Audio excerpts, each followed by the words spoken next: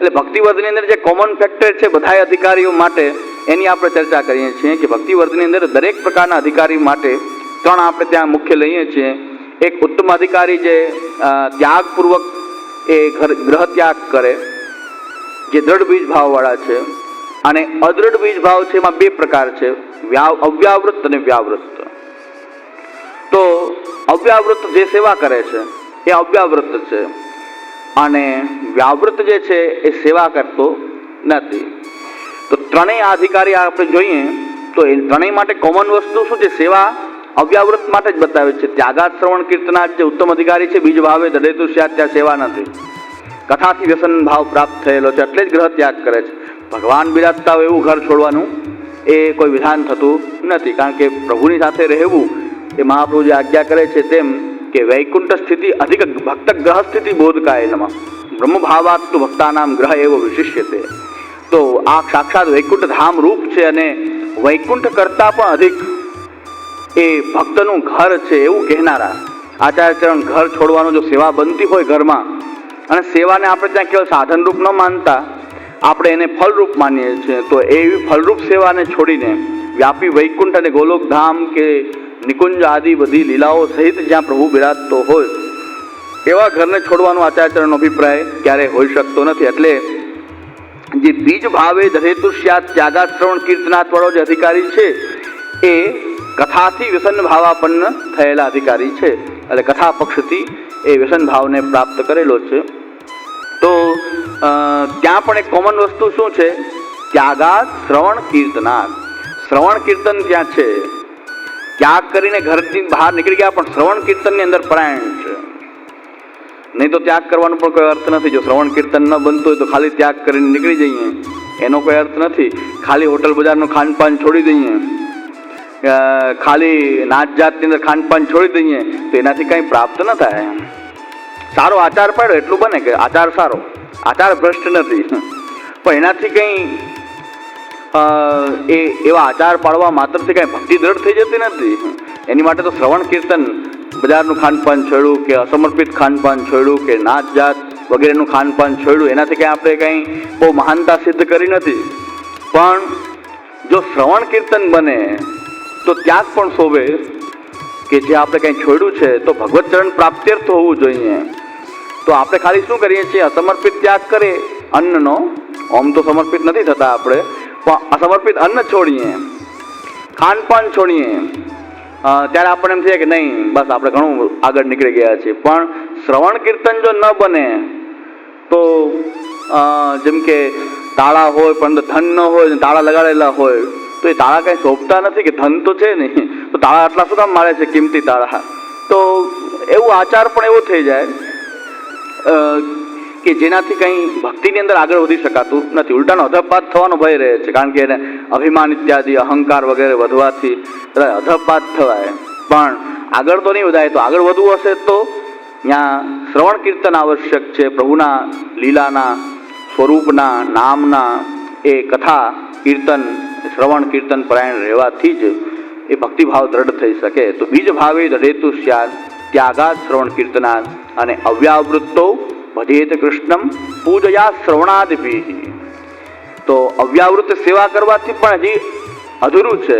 જો સેવાના અનવસરની અંદર અને સેવા દરમિયાન પણ જો એ કીર્તનો વગેરે દ્વારા જો ભગવાનની સેવા ન કરે તો વ્રજભક્તોની ભાવનાપૂર્વક જે ભગવત સેવા કરવાની છે એ સિદ્ધ ન થાય, એ ક્રિયા એક બની જાય.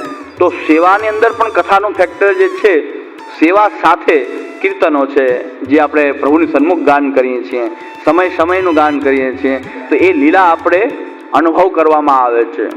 ખાલી કરશું કીર્તન વિના સેવા કરશું તો સેવા બને છે, પણ એની અંદર વ્રજભક્તોની ભાવનાઓ સહિત જે સેવા કરવાનું છે એ કીર્તનો દ્વારા એ થાય છે. તો અવ્યાવૃત્ત પણ કથાનો તો આવશ્યકતા અવ્યાવૃત્તને પણ છે. તો અવ્યાવૃત્ત ભજેત કૃષ્ણમ પૂજયા શ્રવણાદિભિઃ. સેવા કરે, પૂજયાનો અર્થ અહીં સેવા, પણ શ્રવણાદિભિઃ, શ્રવણાદિ શ્રવણ કીર્તન સ્મરણ સહિત એ પણ અનોસરની અંદર સેવા દરમિયાન કીર્તનોનું ગાન કરે, લીલાઓની ભાવનાઓ વિચારે. શ્રી હરિરાય મહાપ્રભુએ નિત્ય લીલા સહસ્ત્રી ભાવના આદિ ગ્રંથો આપેલા છે, જેથી કરીને જે સમયની આપણે જે સેવા કરી રહ્યા છીએ એ સેવાની ભાવના શું છે, સહસ્ત્રી ભાવના એ શ્રી હરિરાયજીકૃત ગ્રંથ છે, એના દ્વારા કંઈક ભાવોનું ચિંતન આપણે કરીએ તો સેવાની અંદર પણ એક આધિદૈવિકતા જલ્દી પ્રકટ થાય. નહીં તો ક્રિયાવત એક ભૌતિક પ્રકાર, આદિ ભૌતિક પ્રકાર ખાલી ક્રિયાનો જ રહી જાય. તો અવ્યાવૃતને પણ આવશ્યકતા છે શ્રવણ, કીર્તન, સ્મરણ.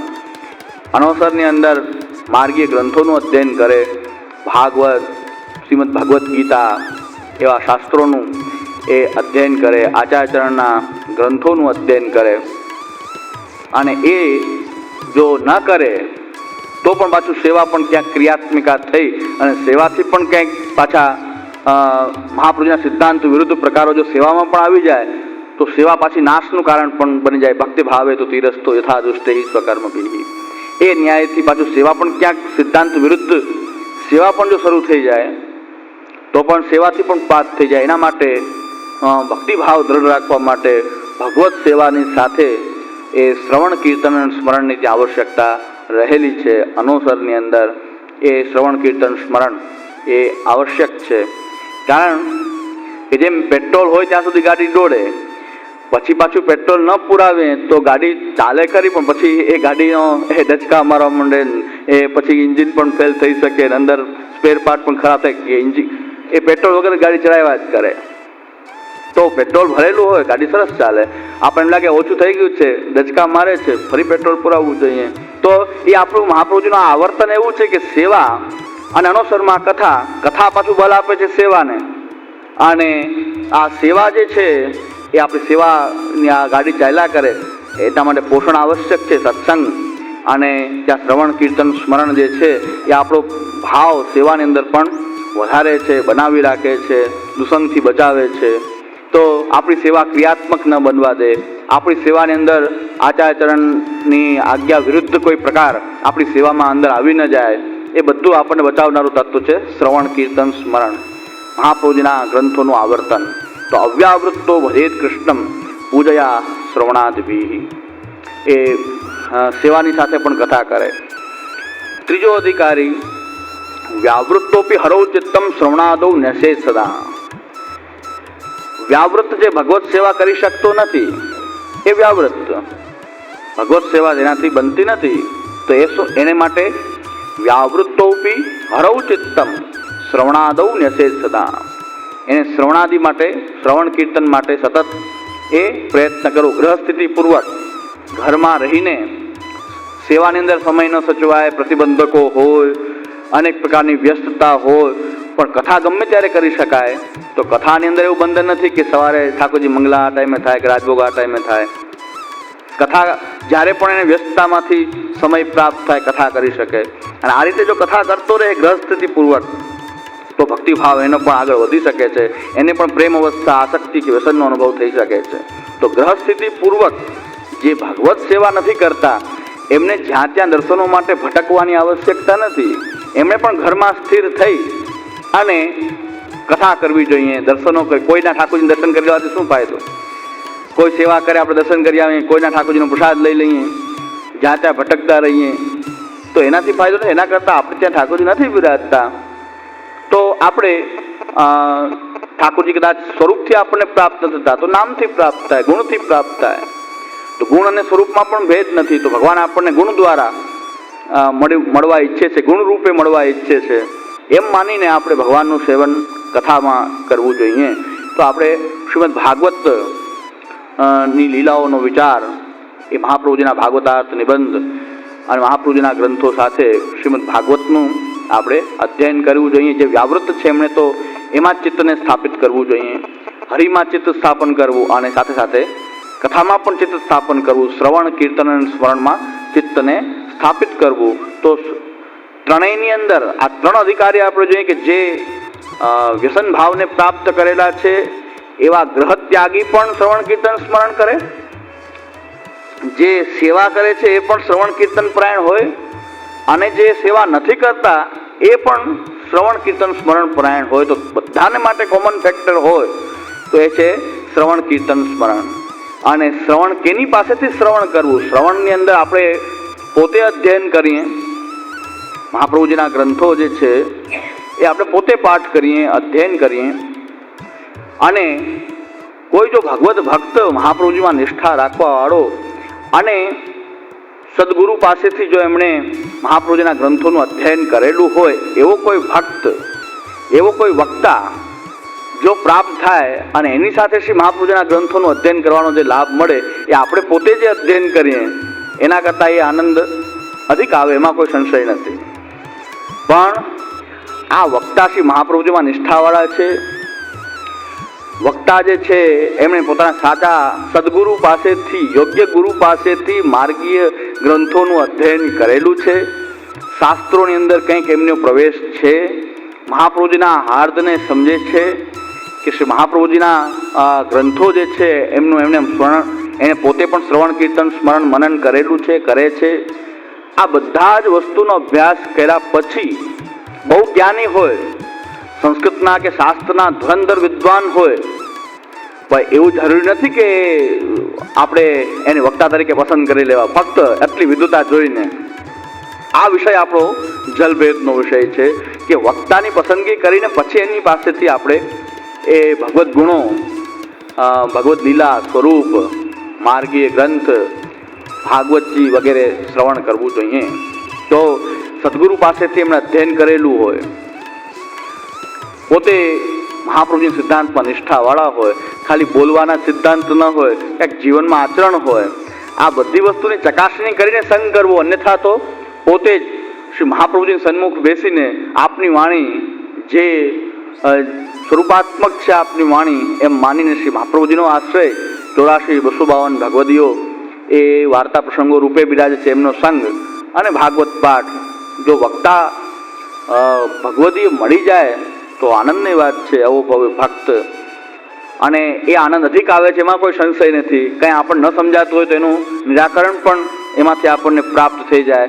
નહીં તો એકલા એકલા અધ્યયન કરવામાં ઘણીવાર ગૂંચવાડો ઉત્પન્ન થાય કે કાંઈક આપણે નથી સમજાણું તો કોને પૂછવું, કોણ આપણું માર્ગદર્શન કરે, કઈ પંક્તિ બરાબર લાગતી નથી તો આ પંક્તિઓને કોની પાસે જઈને નિવેદન કરવું કે સમજાવે. ઘણી બધી વિકટતાનો આપણને અનુભવ થાય. ઘણી વખત આપણને પોતાને થાય કોને કહેવું. તો વક્તા એવો કોઈ પ્રાપ્ત થાય કે જેમના મુખથી આપણને ભગવદ્ ગુણાનુવાદ શ્રવણ કરવા મળે અને માર્ગના તાત્પર્ય. કેટલા ભાગવત સપ્તાહ કરનારા વક્તાઓ, શાસ્ત્રીઓ અત્યારે ટીવી ખોલતા હશો તો એની અંદર સતત ચાલુ જ હોય. બધાને ભાગવત વિષય બધાનો પ્રિય થઈ ગયો એવું લાગે. વધારે રામાયણની કથા કરતાં ભાગવતની કથા વધારે થાય. મહાભારતની કથા, પુરાણોની કથા કરતાં બધાને ભાગવત બહુ અનુકૂળ આવે છે. અને ભાગવત જ એવું છે કે દરેક સમજી શકતા નથી. પાછું એ જ બધાને સહેલું લાગે છે. એવું લાગતું હશે કે બધાને સહેલું આ જ લાગે છે કે રૂકમણી વિવાહ કરી દેવો ને વામનજીનું પ્રાકટ્ય કરાવી દેવું, નાટકવાળા તૈયાર રાખવા કે વામનજીનો પ્રસંગ થાય એટલે વામનજી આવે ને બલિરાજા નાટક શરૂ થઈ જાય. એ સરળ લાગતું હશે કદાચ. એટલે ભાગવત છે, બીજા પુરાણો પણ છે, એની કથા કરનારા કથાકાર ઓછા જોવા મળે છે. આપણે ટીવી ખોલીએ છીએ અમુક ચેનલોમાં સતત ભાગવત સપ્તાહનો મારો બહુ જ દેખાય. ચારે બાજુ ભાગવત સપ્તાહ. કોઈ પણ ફાળા ફંડ એકત્ર કરવું હોય તો ભાગવત સપ્તાહ સૌથી સહેલું માધ્યમ. ભાગવત સપ્તાહ. બીજા પુરાણોની કથા કે મહાભારતની કથા કે રામાયણની કથા એટલી હવે પોપ્યુલર નથી રહી, એટલી ભાગવતની કથા પોપ્યુલર છે. એટલે કાંઈક પણ આયોજન કરવું હોય ભાગવતમાં પાછું શું મહાત્મ્ય હશે કે 108 ને 1008 ને 11008 પાટલાઓ બેસાડવા. તો આ પ્રકાર જે છે કે કેટલા પૈસા જોઈએ છે એટલા પાટલામાં કંઈ ગુણાંક કરો. એટલા પાટલા શું કામ? ઘણા લોકો પૂછે છે કે આ 108 પાટલા શું કામ હોય? મેં કીધું ટોટલ એમને કેટલા પૈસા ભેગા કરવા છે. હવે એક પાટલામાં ન થાય તો એનો બીજું કાંઈ નહીં, એટલા પાટલા વધારે રાખવા પડે. કેટલી જરૂરિયાત છે પૈસાની એના આધારે પાટલા નક્કી થાય ને એના આધારે પાટલાનો ભાવ નક્કી થાય. 7,000, 8,000, 10,000 એક પાટલાનું. એ પ્રમાણે મંદિર ઊભું કરવું છે, હવેલી ઊભી કરવી છે, ગૌશાળા કરવી છે, કાંઈક પણ કામ કરવું છે, હોસ્પિટલ કરવી છે, ભાગવત સપ્તાહ કરો. દરેક ભાગવત સપ્તાહ કરે. હવે ભાગવત સપ્તાહ માટે એમ કહેવાયું છે કે જેવી રીતે ગ્રહણીની પરીક્ષા વિપત્તિ કાળમાં થાય, સોનાની પરીક્ષા જેમ એને ઉગાડવામાં આવે કે ગરમ કરવામાં આવે અગ્નિમાં, એ સોનાની પરીક્ષા થાય, એમ વિદ્યાવતામ ભાગવતે પરીક્ષા. તો વિદ્વાન કેવો છે એની પરીક્ષા કરવી હોય તો ભાગવતમાં જ થાય છે. ભાગવત એવું સરળ નથી, આ લોકોને બનાવી દીધું છે એવું સરળ લાગતું હોય. વિદ્યાવતામ ભાગવતે પરીક્ષા. વિદ્યા કેવો વિદ્વાન છે, કેટલી વિદ્યા એને પ્રાપ્ત કરી, એની ચકાસણી કોઈ વેદમાં નથી કીધી, કોઈ અન્ય શાસ્ત્રમાં નથી કીધી, પણ એમ કીધું છે કે વિદ્યાવતામ ભાગવતે પરીક્ષા, ભાગવતમાં એની પરીક્ષા થઈ જાય. તો ભાગવતનો અને આપણને એમ થાય કે ભાગવત તો આપણો ગ્રંથ છે, ગમે આ ભગવાન નામ તો છે, ભાગવત તો છે, આપણો ગ્રંથ છે. મહાપ્રભુજીને ભાગવત બહુ પ્રિય હતું, પાછી મહાપ્રભુજીનું નામ બતાવે કે મહાપ્રભુજી 24 કલાક ભાગવત પુસ્તક રાખીને આપ બિરાજે છે. મહાપ્રભુજી જ્યાં બેઠકજી કરતા એ 7 દિવસ સપ્તાહ કરતા. હવે મહાપ્રભુજીનો સપ્તાહ, મહાપ્રભુજીનો દૈનંદિન ભાગવત પારાયણનો આપનો નિત્ય નિયમ હતો આજીવન. આપ પોતે પણ આજ્ઞા કરે છે કે સેવાયામ વા કથાયામ વા યસ્યા શક્તિ દધા ભવેત યાવત જીવમ તસ્ય નાશો નક્વા આપીતિ મતિર્મા. તો એ શ્રી મહાપ્રભુજી આજ્ઞા કરે છે કે સેવાયામ વા કથાયામમાં યાવત જીવન એ હોવું જોઈએ. યાવત જીવમ, જ્યાં સુધી જીવે ત્યાં સુધી સેવા અને કથા કરવાનો છે. એ જ ન્યાયથી મહાપ્રભુજી પણ ભાગવત જે છે આપનો નિત્ય પારાયણનો ક્રમ હતો, 7 દિવસનો ક્રમ મહાપ્રભુજીનો નહોતો કે જ્યાં બિરાજે ત્યાં 7 દિવસ સપ્તાહ કરે. એ આપના બેઠક છે. 7 દિવસ પર્યંત બિરાજે ત્યાં જ બેઠક જે થાય, આ વાત પણ સાવ ભૂલ ભરેલી વાત છે કે મહાપ્રભુજી 7 દિવસની સપ્તાહો ક્યાંય વાંચી નથી. કારણ કે મહાપ્રભુજીના સેવકો જે ભાગવત કરતા ને, એ ભાગવતના એક શ્લોકનું વ્યાખ્યાન 6 મહિના સુધી કરી શકતા એવા મહાપ્રભુજીના સેવક હતા. મહાપ્રભુજીના સેવક એવા હતા કે તમારું ભાગવત તો ક્યારેક તો સંભળાવ. ઓલા શાસ્ત્રી રોજ કે એ મુકુંદાસ, દિનકરદાસ મુકુંદાસ, કે એમને કાયમ માટે એક શાસ્ત્રી એમ કે બધાય ભાગવત કરાવે ને તમે એટલા ભક્ત થઈને ભાગવત અમારું કોઈ કરાવતા નથી. કરાવશું, ક્યારેક ટાઈમ હોય ત્યારે કરાવશું. પછી એક દિવસ સ્નાન કરતા હતા અને ઓલો શાસ્ત્રી ફરી આવ્યો કે કાંઈક અમારું ભાગવત તો સાંભળો.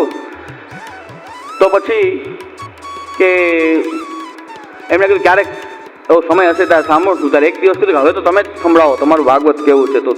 તો એ મુકુંદાસજીએ ભાગવતના એક શ્લોકની વ્યાખ્યા કરી. દિવસ થઈ ગયો, રાત થઈ ગઈ. ઓલો શાસ્ત્રી તો કે હવે મારી ધારણા નથી થતી, હવે મારી લિમિટ પૂરી થઈ ગઈ. તો કે હજી તો 6 મહિના ચાલશે આ વ્યાખ્યાન, અમારું ભાગવત તો આવું છે. બોલો આવું છે તમારી પાસે કાંઈ? આને આપણે શું સમજાવીએ? ઓલો શાસ્ત્રીને એમ થયું કે આને હું ભાગવત હું કેમ ભણાવું, આની પાસે તો આવું જ્ઞાન છે કે આ તો હજી 6 મહિના આ શ્લોકનો અર્થ ચાલશે. હજી તો રાત ને દિવસ થઈ ત્યાં થાકી ગયા, હજી તો 6 મહિનાનો અર્થ ચાલશે. તો મહાપ્રભુજીના સેવક જે છે એ એક શ્લોકનું વ્યાખ્યાન એ 6 મહિના સુધી કરી શકતા હોય, તો પછી મહાપ્રભુજી 7 દિવસમાં ભાગવત દરેક જગ્યાએ પૂરું કરે એ આપણને યોગ્ય લાગતું નથી. કે મહાપ્રભુજીના એ સ્વરૂપને જાણ્યા વગર જ કોઈ સપ્તાહ, મહાપ્રભુજીને પણ આવો શાસ્ત્રી બનાવી દીધા જે કથા કહેનારા, એ 7 દિવસ મહાપ્રભુજી પણ સપ્તાહ કરતા. 7 દિવસ નહીં, આ 7 દિવસમાં ભાગવત પૂરો કરવાનો જે ક્રમ છે એવો ક્રમ આપણે ત્યાં એ માન્ય છે જ નહીં. આચાર્યચરણ પણ એવું કરતા હોય એવું કોઈ રીતે માની શકાય નહીં. પણ યાવત જીવમ આપનો ભાગવતનો પારાયણ કરવાનો આપનો ક્રમ છે, ભાગવતની કથા કહેવાનો આપનો એ યાવત જીવમ એ આપનો એક ક્રમ છે.